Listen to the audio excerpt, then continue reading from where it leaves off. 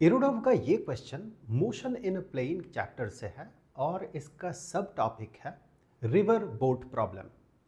यानी कि एक बहते हुए पानी वाले रिवर में, नदी में बोट का मोशन।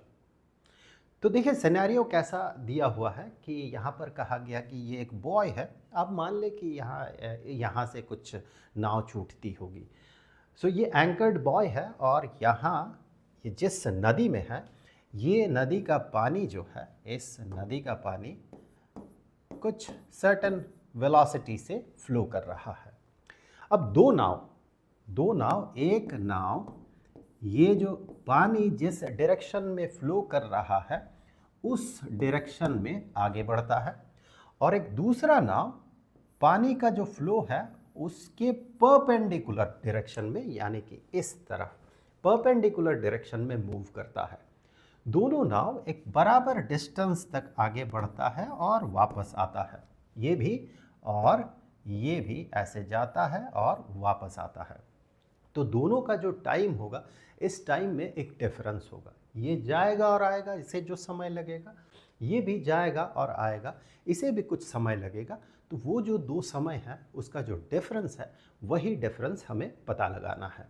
तो एक बार क्वेश्चन को देख लिया जाए। यहाँ पर कहा गया दो boats A and B move away from a buoy anchored at the middle of river.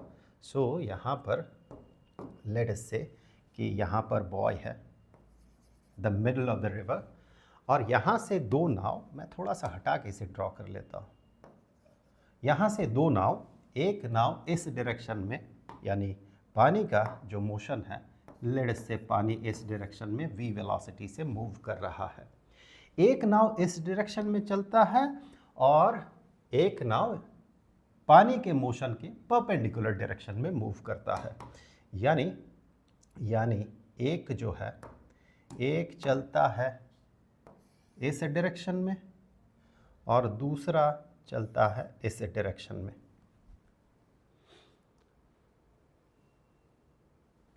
The boat A along the river, boat A along the river and boat B across the river, having moved off an equal distance from the boy, the boats returned। चलिए equal distance तक चलता है ये दोनों, यानी चलिए मैं मान लेता हूँ यहाँ तक चला और ये यहाँ तक चला, इक्वल डिस्टेंस। थोड़ा सा मैं इसे घटा देता हूँ। यहाँ तक आया एक बोट और दूसरा बोट यहाँ तक आया। इक्वल डिस्टेंस, ये जाता है आता है, ये भी जाता है और आता है। Find the ratio of times of motion of the boats tau A and tau B. तो ये जो समय लगा यहाँ से यहाँ जाने में वो बोट ए को लगा, और ये टाइम, ये लेट अस से टाउ सब ए है, और यहाँ से यहाँ जाने में जो समय लग रहा है let us say that is tau B, या वापस आने में, आई एम सॉरी, टाउ ए है, यहाँ से बोट यहाँ तक गया वापस आया, और टाउ बी है, बोट यहाँ से यहाँ पहुँचा और वापस आया। इन दोनों डिस्टेंसेस जो है, इन दोनों डिस्टेंसेस को लेट अस से हम नाम दे देते हैं दैट डिस्टेंस इज डी। यहाँ पर भी ये डिस्टेंस डी होगा, यहाँ से यहाँ तक का डिस्टेंस डी और यहाँ से यहाँ तक का distance D. If the velocity of each boat, boat का भी एक इंडिविजुअल वेलोसिटी होगा, पानी का वेलोसिटी लेट अस से v है, बोट का भी एक इंडिविजुअल वेलोसिटी होगा। तो if the velocity of each boat with respect to water is 1.2 times greater than the stream velocity, यानी कि हमने स्ट्रीम वेलोसिटी को v माना है, तो वेलोसिटी ऑफ बोट, दोनों boat, velocity of boat b and velocity of boat A दोनों बराबर है, and that is equal to 1.2, यानी चलिए ईटा ही लिख देता हूँ, ईटा टाइम्स v। पानी का जो मोशन है, फ्लो का मोशन है, उसका ईटा टाइम्स है बोट का, इंडिविजुअल बोट का वेलोसिटी, स्टिल वाटर में बोट का वेलोसिटी।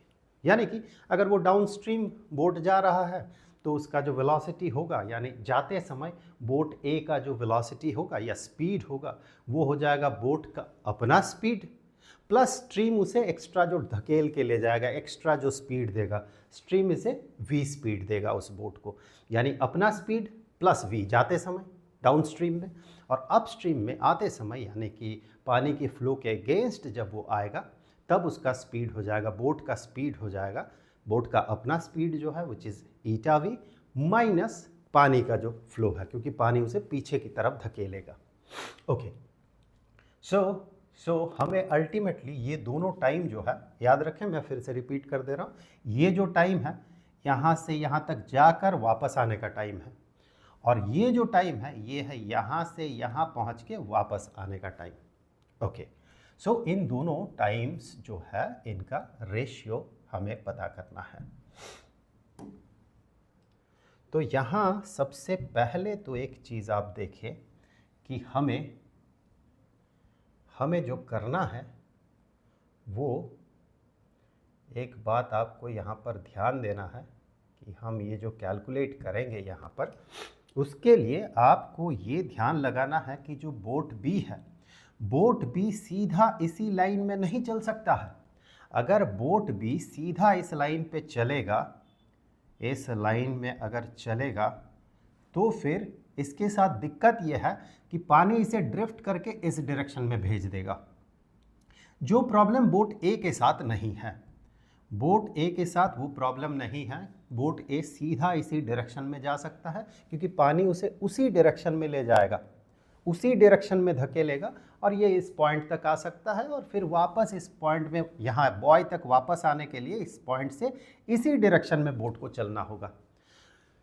पानी का बहाव अगर पानी के डायरेक्शन में बोट चले या पानी के अपोजिट डायरेक्शन में बोट चले, ठीक अपोजिट डायरेक्शन में, तो फिर वो बोट डिफ्लेक्टेड नहीं होता। भले ही उसका स्पीड घटता बढ़ता है, लेकिन वो डिफ्लेक्टेड नहीं होता है। लेकिन किसी और एंगल में या फिर कहें पैरेलल या एंटी पैरेलल ना चल के एक सर्टेन एंगल बना के, नॉन ज़ीरो एंगल बनाकर अगर बोट चलता है, तो फिर वो बोट डिफ्लेक्टेड होता है पानी के बहाव के कारण, जैसे कि इस बोट के साथ होगा।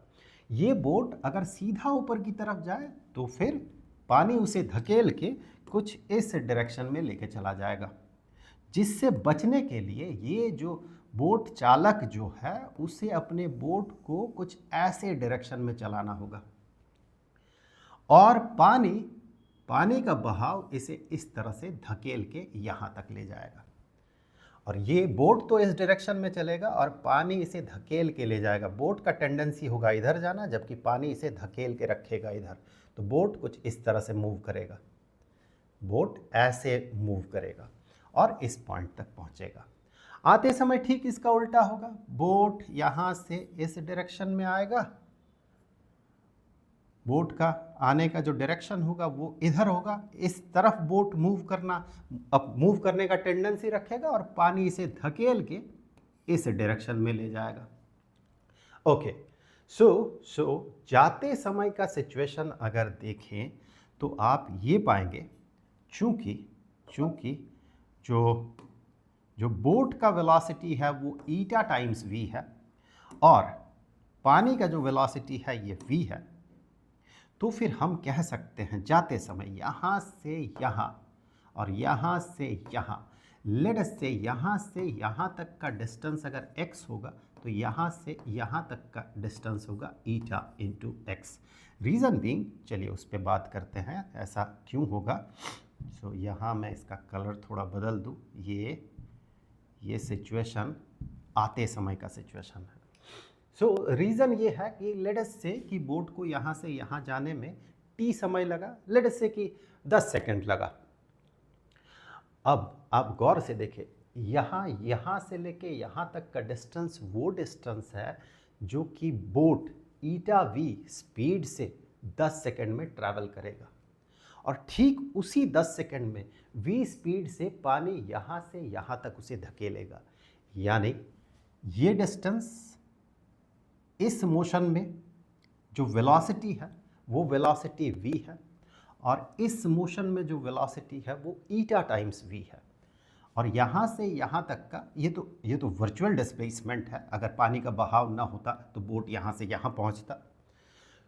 तो ईटा v स्पीड से 10 सेकंड में अगर यहाँ से यहाँ बोट चले और v स्पीड से अगर 10 सेकंड में यहाँ से यहाँ चला जाए, तो फिर ऑब्वियसली ये डिस्टेंस इस डिस्टेंस का ईटा टाइम्स होगा।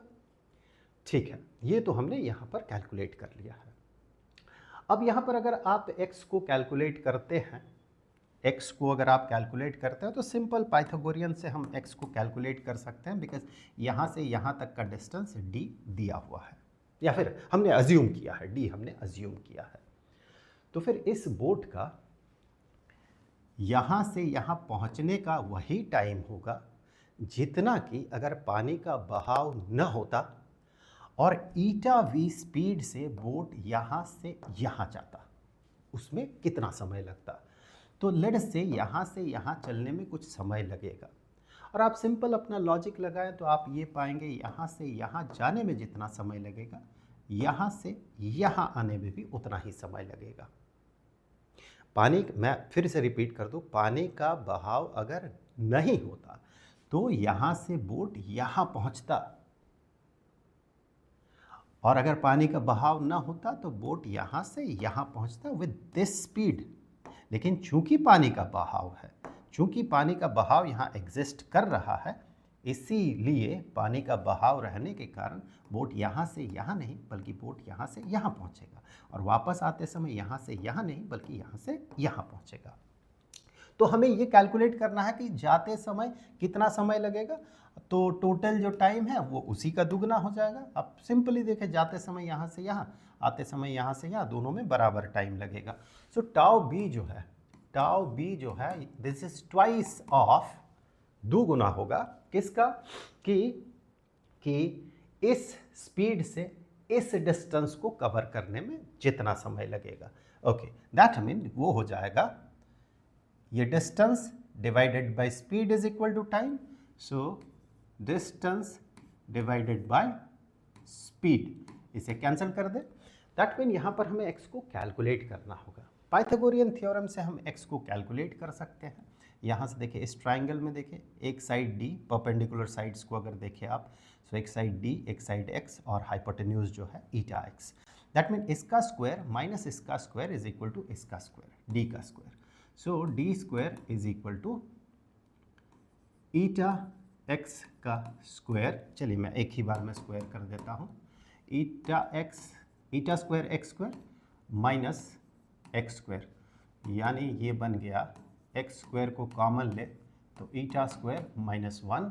यहाँ से हम कह सकते हैं कि x is equal to D के टर्म में हम कह सकते हैं x is equal to square root of D square divided by eta square minus 1। So x is equal to उसी का स्क्वायर रूट हो जाएगा, आप कैलकुलेट करके देख लें। सो यहाँ पर अगर x का वैल्यू हम लोग पुट करते हैं, यहाँ पर x का वैल्यू जब हम लोग पुट करेंगे तो हम ये पाएंगे, ये हो जाएगा 2d divided by v under root eta square minus 1 हो गया। तो ये तो हो गया इस बोट के लिए, बोट बी के लिए। अब बोट ए के लिए देखिए कितना समय लगेगा, जाने में कितना समय लगेगा, डी डिस्टेंस ट्रैवल करना है विथ विच स्पीड, बोट का अपना स्पीड ईटा वी, और पानी उसे एक्स्ट्रा पुश करेगा, एक्स्ट्रा एक स्पीड देगा which is V. So eta V plus V जाते समय उसका स्पीड होगा। तो फिर जाने में इसे जितना समय लगेगा वो हम आसानी से कैलकुलेट कर सकते हैं। टाउ ए जो है ये 2 टाइम्स का एडिशन होगा, यहाँ से यहाँ जाने का टाइम और यहाँ से यहाँ आने का टाइम।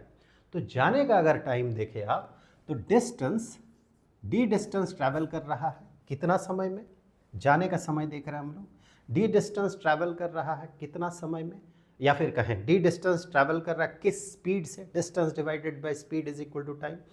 डी डिस्टेंस ट्रैवल कर रहा ईटा वी प्लस वी उस स्पीड से, यानी कि टाइम लगेगा distance divided by speed, and speed is eta V plus V. इसे हम एक ही बार ब्रैकेट ले लेते हैं, मतलब ब्रैकेट बना लेते हैं, वी ईटा प्लस 1। इतना समय लग गया इसे जाने में। अब आने का समय भी इसके साथ जोड़ना होगा, आने में कितना समय लगेगा, आने में भी डी डिस्टेंस ही इसे ट्रैवल करना है with which speed, eta we minus v. So आने का जो समय होगा वो होगा d divided by v into eta minus 1, eta we minus v. तो यहाँ से आप डी डिवाइडेड बाय वी आप कॉमन ले लें, और फिर आपको मिलेगा 1 divided by eta plus 1 divided by eta -1।